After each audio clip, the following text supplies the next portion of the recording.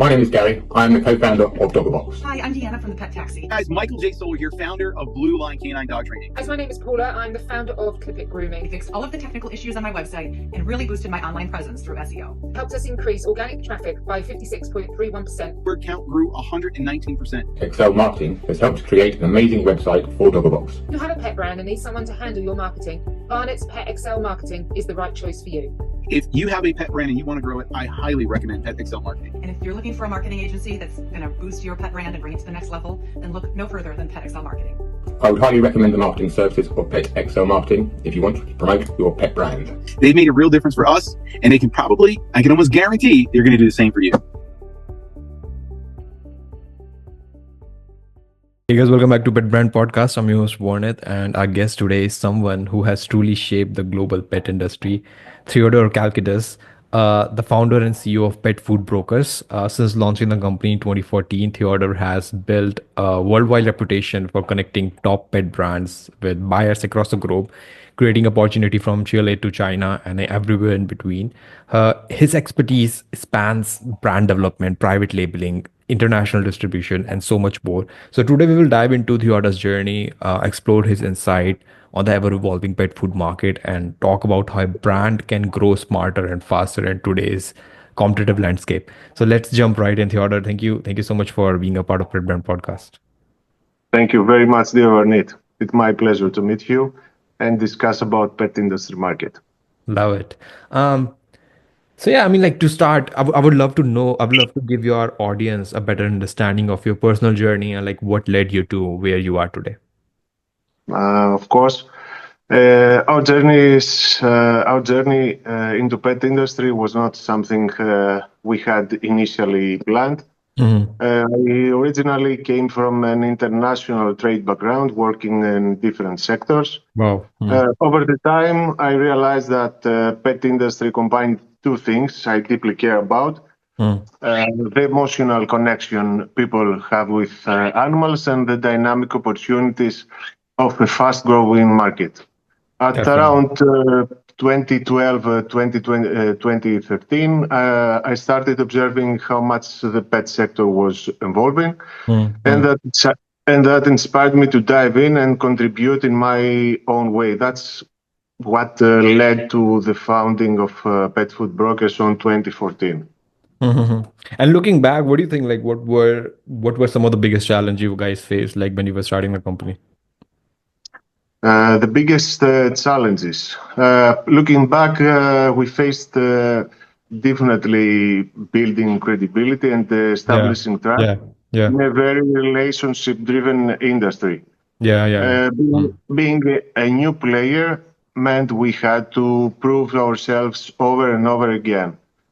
So every introduction, every meeting was an opportunity to show that we were serious, reliable, and capable of adding real value. It took a lot of patience, persistence, and long hours to build the reputation we have today. Mm-hmm. And how did you get your first client? Like, what strategy did you use? Networking, or what happened? Excuse me, could you please repeat? I didn't hear you. How did you get your like first client? As in, like, you know, the first time that you got a customer to sell your manufacturing pet food? First time we discussed about pet food industry connection was at around 2018 with a brand, a really famous today brand from Poland, tried to expand their sales globally. It was the first time we started promoting a brand, started have sales internationally. It was a difficult project, and for sure it was something unique and challenging. Got it.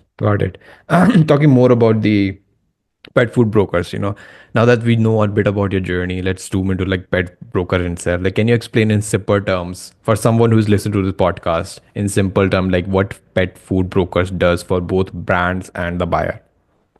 Sure, absolutely. Pet Food Brokers acts like a matchmaker between pet brands and buyers. On one side, we help brands expand their reach by finding the right distributors, retailers, or partners internationally. And on the other side, we help buyers discover new, innovative products that match for what their market is looking for. So it's all about creating the right connections and making international trade in the pet sector smoother and more strategic for everyone involved. Yeah, yeah. But with, there's just so much competition in the pet industry, right? So like, what do you think, what makes pet food brokers stand out in the crowded pet food industry? Yes, what really makes pet food brokers stand out is our personalized approach. We don't just connect brands and buyers and step away. We stay involved. We support the entire journey from market strategy to product development to long-term partnerships. Plus, we are very selective with the brands we represent. We focus on Okay. quality, innovation, values, yes, sustainability. So that's the difference between the crowded pet industry. And you have an like impressive like global network, right? With which not every company can say. You have partnership worldwide from Chile to China. So how do you build and maintain strong international relationships? Uh, Building strong international relationship is all about consistency, Yeah. respect, and real communication. We always take the time to understand the local culture and business practices of each country we work with. It's not just about selling; it's about building trust over time. Regular visits, transparent conversations, and real willingness uh, to support our partners, even when challenges arise, are the keys to maintaining these strong global ties. And how do It's you really how important. do you find these people? Like, is it through networking, going through like, pet events? Like, how do you find these people? We generally we are an online service, so different kind of partners like buyers or sellers or etc. They are trying to reach us through our website. Okay, okay. So many of their inquiries coming from online services. Wow, love it, love it. And with your extensive experience, you had like a front row to the major industry shift. Like, what do you think? Like, what changes have you seen in the pet food industry? Let's say over the last 10 years. Mhm. We have seen a huge move towards premiumization. Mm-hmm. Uh, Pet parents are treating their pets more like family members, Yeah, yeah. and they expect the same quality standards they demand for themselves. Mm. Ingredients matter more, transparency matters more, and so does brand authenticity. I think also another big shift is the rise of functional foods addressing specific health issues like joint care, digestive Okay. health, anxiety, etc. Mm, mm. Love it. And as the brands evolved, private label strategy seems to be gaining traction. So, how important is private labeling in today's pet food world? Private labeling has become extremely important these days. It gives retailers and distributors the chance to offer unique products with higher margins Mm, while mm, building customer loyalty.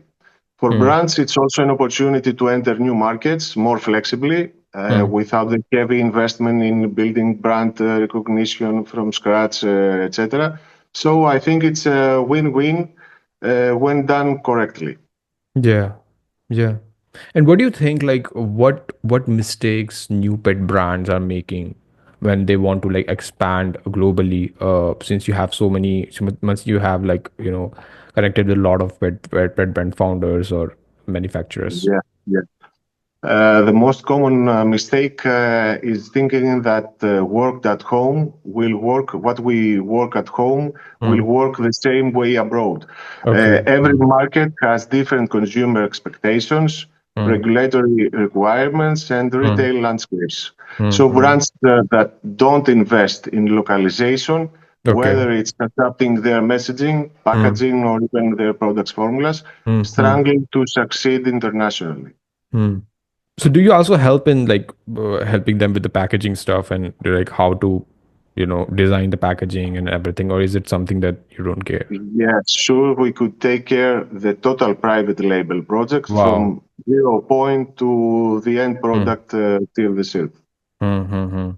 Love it, love it. And on the flip side, opportunities everywhere. If you look, if you know where to look. If somebody's listening to this podcast and Mhm. they want to get into pet food market, what do you think? Like, what is the biggest gap in the pet food market right now that brands could capitalize on? Uh, the biggest gap. Probably, I think one of the biggest gaps right now in functional foods is functional foods with clear Okay. health Mm, benefits mm, mm, supported by science. mm, Maybe another one is sustainability. mm. Brands that can offer eco-friendly Mm, solutions and not just a marketing tactic, but as core value, mm, have strong competitive advantage. mm. And talking about Uh-huh. the private label project that you were talking about, could you share any example of a successful private label project you guys have worked on? Absolutely. One project that stands out Mm. was a premium dog treat line we developed Wow. for a major European retailer. Wow. They wanted to create a line that focuses on health benefits like Mm, joint care mm, and digestive support, as I told you before. mm, mm. We handled everything, sourcing the right manufacturer, developing unique recipes, Wow. designing eco-friendly packaging, and ensuring full compliance with European regulations. So Wow. within 6 months, the line became one of their top sellers and helped them increase customer retention significantly. Wow. Wow. And if somebody is listening to this podcast, they want to understand the timeline. Like, what's the timeline looks like for a brand to have a concept in their mind and to like getting the Mhm, mhm. end product to like shelf using your support. Yeah. Typically, it takes between 6 to 9 months from Wow. the Mm, first mm, concept discussion to having mm, the product on shelves. mm. This timeline includes market research, product Okay. development, Mm, all parts wow. finished. Mhm, Mm. And you are the one, your company is the one who's handling all the aspect of it, right? mhm, Wow. Wow. And somebody exactly. is listening to this podcast, and dreaming about launching their own line. So what advice would you give them for the first time founder who wants to get inside the pet food industry? The most important is to don't rush it. Yeah. Uh, we have to take the time to really understand what makes our Mm, product different, mm, why someone would choose it over an established brand. mm. Um, Probably they have to invest early in good research, Yeah. strong branding, and make sure that the supply chain can deliver consistent quality. I think Mhm. that's the most important points to launch a new pet food line. And for the Mhm, brands that want to, let's say, if somebody wants to expand internationally, like where mhm. where is the first step they should take in that process? Yeah. The brands that want to expand internationally should start by deeply understand the markets they are targeting. Hmm. It's not just about the size, it's about fit. Hmm. Uh, Look at consumers' habits, regulatory requirements, competition, Hmm. price Hmm. point. A well-informed market entry strategy Hmm. will have a lot of time and Hmm. money later on. But of course, working with local partners Yeah. who know the landscape can be a huge advantage. Hmm. Hmm. Yeah. And do you also help with them for like the pricing strategy? Do you also help with that? Yes, for sure. We have specialized teams Wow. for research, pricing, Wow. uh, in each market. For some markets, we are experts. For some markets, we expand our knowledge. So step by step, we are trying to get as much information as we can about each market and region. Mm-hmm. And like what, when it comes to like pricing, what things impact the most about the pricing of a pet food? What is that one specific thing? It depends on the pricing that the brand already has in different regions. The costs Okay. Okay. we check in details other brands in this country. So we have to build different kind of pricing strategies. We for sure we let the brand know about all the information, and then they decide how to move next step. Love it. Talking more about the sales and marketing development side of things. Marketing is definitely an engine that drives growth, especially for emerging brands, right? And you also Mhm. offer marketing development services. So what does that typically involve for a brand? We typically start with a deep audit of the brand's current positioning. Then we work on fine-tuning their messaging, developing go-to-market strategies, advising on packaging updates, sometimes even creating full launch campaigns. So the goal is to ensure the brand is telling the right story to the right audience in a way that drives engagement and sales. That's the important point in marketing. Can you share any like marketing campaign that you found particularly effective for one of your partners? Uh, could you please repeat? Like, can you share a specific marketing campaign that you found particularly effective for one of your Yeah, partners? yeah. I remember one campaign that comes to mind at time. I remember that campaign was a pet food brand that focused on gut health. So Wow. instead of just promoting the product features, we launched an educational series Yeah, yeah, yeah. about pet digestive wellness, Okay. offering real tips to pet parents. So Uh, this approach positioned the brand as an expert uh, and built trust really quickly. uh-huh. Love it. Love it. Talking more about the innovation in the B2B online platform that you have, One Place, right? So, like, tell us more about the One Place. Like, what inspired you to first create the first online B2B platform for the pet industry? Mhm. One place was born out of a simple observation. Mm.